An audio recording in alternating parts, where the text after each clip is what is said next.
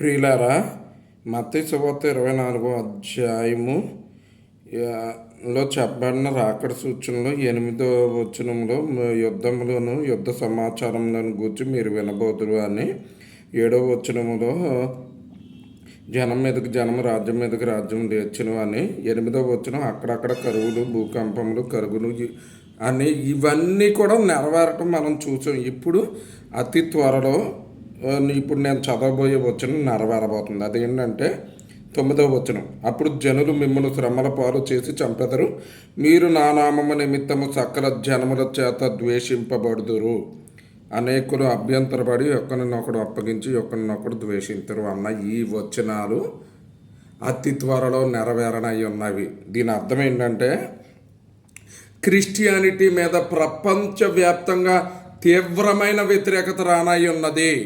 క్రైస్తవులను చుట్టుప్రక్కల ఉన్నటువంటి అన్యులు కానీ మిగతా వాళ్ళు కానీ అధికారులకు అప్పగించి వాళ్ళని చంపేస్తారు.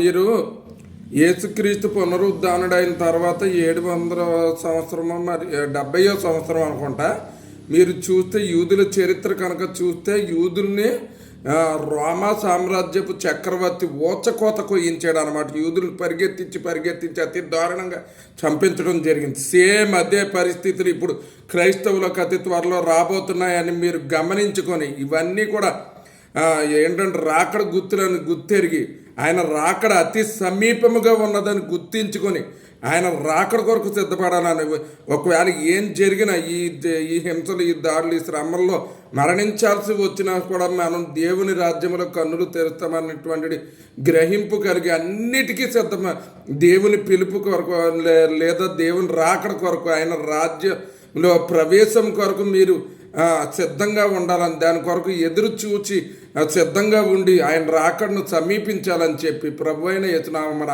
మిమ్మల్ని హెచ్చరిస్తున్నాను. దేవుడు తన పరిశుద్ధ వాక్యం దీవించును గాక. ఆమేన్.